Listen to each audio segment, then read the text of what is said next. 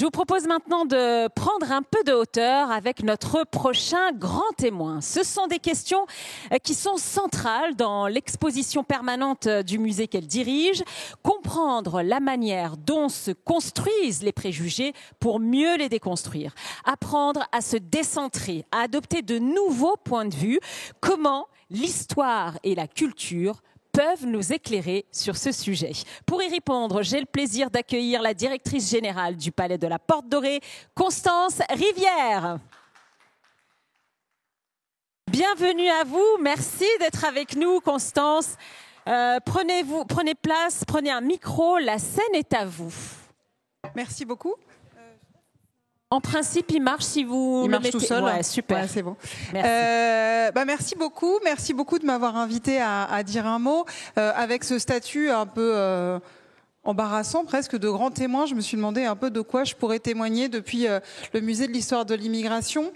Et en fait, et la table ronde d'avant me conforte dans cette idée, ce dont je voulais témoigner, c'est d'une forme de très grande schizophrénie française ou d'un décalage très grand dans le rapport que la France entretient avec son immigration. Alors ici, on parle de diversité. Le terme là, c'est inclusion. Mais la réalité qui est à l'origine de ce sujet dont on parle aujourd'hui, c'est bien le fait que la France est un pays d'immigration.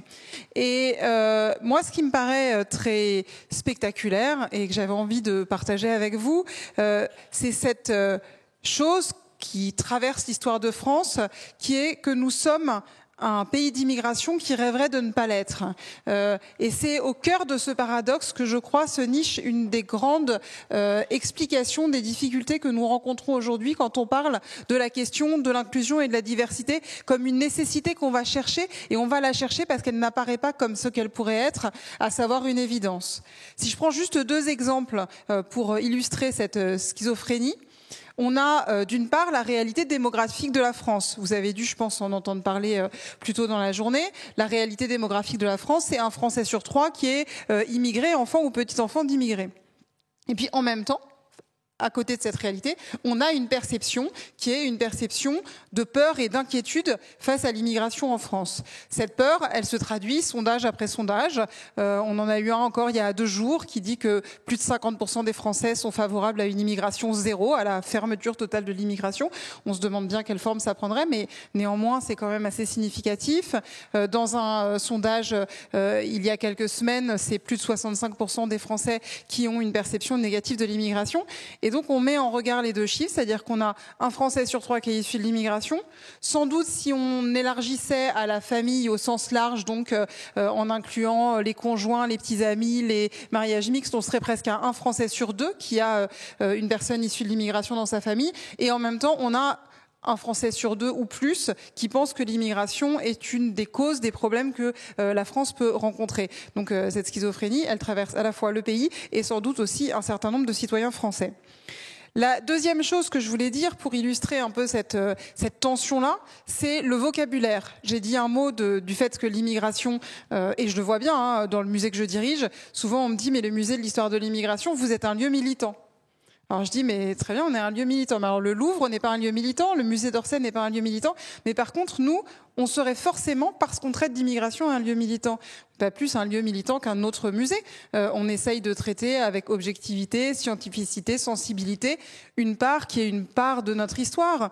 Mais le fait même de parler d'immigration ou de diversité, et je suis sûre qu'on pose la même question à Mosaïque RH, on aborde la diversité et donc on est forcément sur quelque chose qui est militant ou engagé. Moi, je crois qu'il faut réussir à passer au-delà de ce sentiment qu'il y aurait des sujets qui seraient forcément connotés, qu'ils soient connotés négativement ou positivement selon les personnes. Et aujourd'hui, dans tous les sondages, quand on met le mot immigration, tous les termes qui ressortent à côté, c'est le chômage, les aides sociales, l'insécurité, la délinquance. Et pourtant, si on regarde la réalité, parce qu'on peut aussi essayer de temps en temps de se ramener à la réalité des faits, les immigrés, ils prennent une très large part à l'économie du pays. Ils prennent souvent plutôt les emplois que laissent les Français que des emplois qu'ils viendraient prendre en concurrence. Plus de 15% des entreprises créées en France sont créées par des étrangers. Et les immigrés sont des contributeurs nets à la protection sociale en France. Par ailleurs, ils n'ont jamais été aussi diplômés. Si on regarde sur les 30-40 ans, plus de 45% ont un diplôme du supérieur. Tout ça, c'est la réalité qui est en décalage total avec les perceptions. C'est ce qui fait que François Héran, que vous connaissez peut-être, qui est un grand démographe, parle de déni d'immigration en France comme on parlerait d'un déni de grossesse. Et je voudrais le citer. Il écrit « L'idée sous-jacente est que la population immigrée, surtout si elle est originaire de nos anciennes colonies, c'est là qu'on fait le lien peut-être plus directement avec la question de la diversité, n'est pas et ne saurait être une composante légitime de la société française.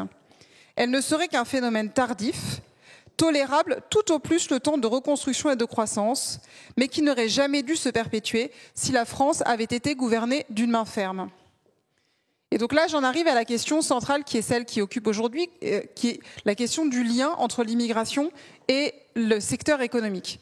Et moi, ce que je voudrais partager comme réflexion aujourd'hui avec vous, c'est que ce déni ou ce paradoxe, il traverse de la même manière que la société française le monde économique dans son rapport à la diversité et à l'immigration. La réalité, c'est que l'immigration en France, elle est liée depuis le départ à une volonté économique de faire venir des travailleurs. Qu'on regarde au 19e siècle, 1 demi-million de Belges qui viennent travailler dans le nord de la France. Juste avant la Première Guerre mondiale, c'est 1 demi-million d'Italiens. Après la Première Guerre mondiale, c'est 600 000 Polonais. Après la Seconde Guerre mondiale, c'est plus d'1,5 million de personnes qui viennent des anciennes colonies. Et donc, c'est pas une immigration de personnes qui ont voulu venir en France pour y travailler, c'est le monde économique qui a demandé à des personnes de venir en France, s'y installer et travailler. Et aujourd'hui encore, il y a quelques mois, le MEDEF a fait une tribune dans laquelle le patron du MEDEF a indiqué qu'il y avait besoin d'immigration pour l'économie française. Je crois qu'il dit 3,5 millions d'étrangers en France d'ici 2050 pour pourvoir aux besoins de l'économie. Et en même temps, le discours sur l'immigration est un discours qui est extrêmement sévère et dur. Et donc, on a ce besoin-là économique et une tentative de le cacher ou d'en faire quelque chose qui serait strictement temporaire. Mais la circulation des personnes, c'est pas la même chose que la circulation des marchandises. En fait, les gens, quand ils viennent, possiblement, ils vont rester, certains vont repartir, mais sauf à faire ce qui a été fait dans les années 30, c'est-à-dire des trains entiers de Polonais qu'on renvoyait dans leur village après leur avoir demandé de ne surtout pas s'intégrer, il n'y a pas de solution qui existe autre que d'accepter que des personnes qui viennent en France pour travailler, possiblement, vont y construire une famille, vont avoir envie d'y rester et vont avoir envie aussi de réussir professionnellement aussi bien que toutes les personnes auprès desquelles elles travaillent. Et donc, moi, je crois que par rapport à la question qui est la nôtre aujourd'hui, qui est la vôtre, c'est vraiment comment est-ce qu'on arrive à travailler pour accepter que la part de l'immigration en France est une part qui peut faire notre fierté.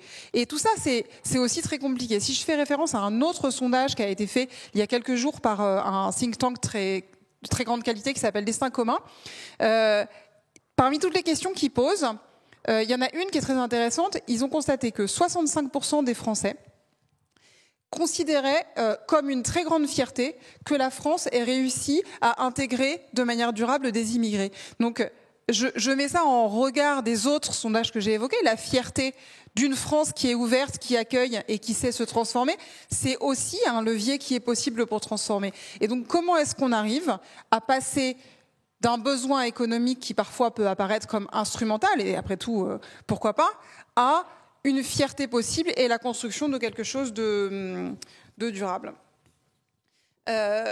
J'en viens du coup au comment, ou en tout cas au comment dans les entreprises. Je ne peux pas dire mieux que ce qui a été dit précédemment par des personnes qui sont des praticiens et qui donc sont vraiment en train de transformer les choses, mais au comment la culture peut y contribuer. Et c'est là qu'il y a tout un travail à faire sur la question à la fois, comme je l'ai indiqué, de notre histoire, mais aussi de nos représentations. Et la culture, elle peut apporter des connaissances. C'est ce qu'on essaye de faire au Musée de l'Histoire de l'Immigration, c'est-à-dire de remettre un petit peu des faits et des données pour comprendre de quoi on parle quand on parle d'immigration.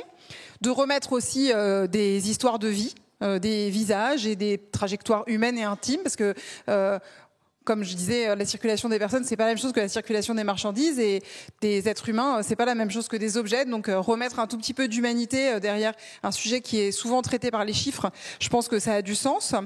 Mais c'est aussi la culture comme lieu de rencontre possible. Et je voulais faire le lien peut-être rapidement, cher Saïd, avec la journée de demain qui est organisée au Musée de l'Histoire de l'Immigration.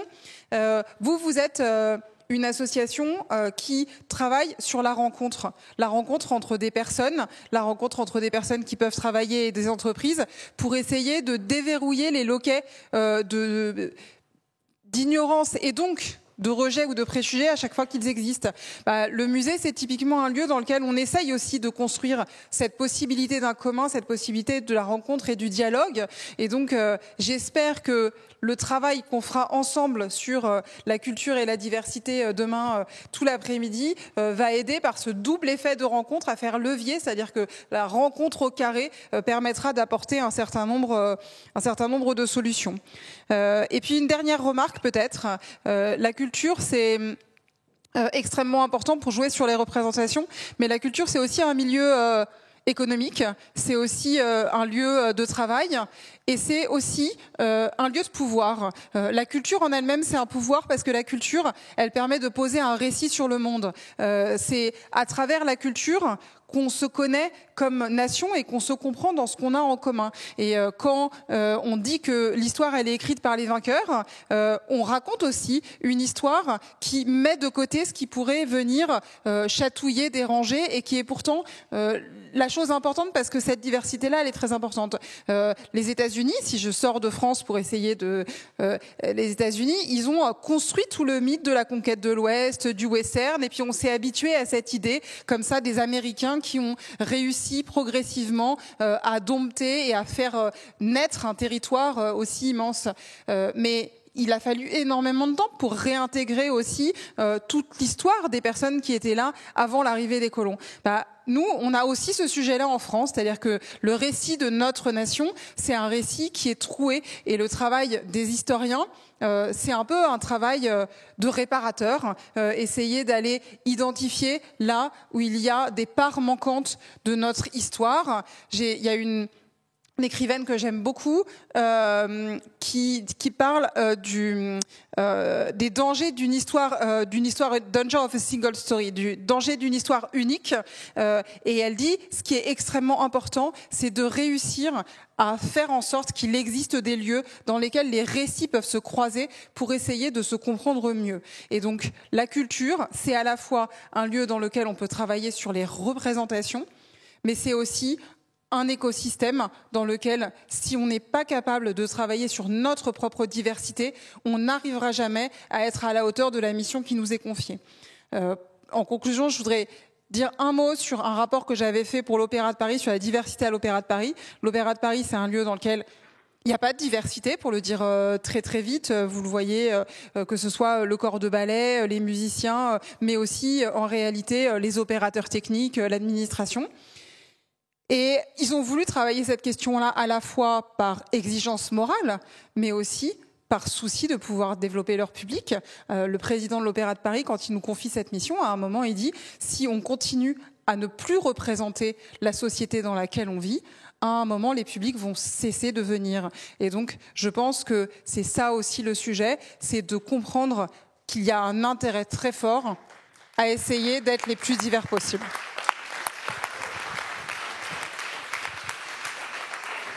Merci beaucoup.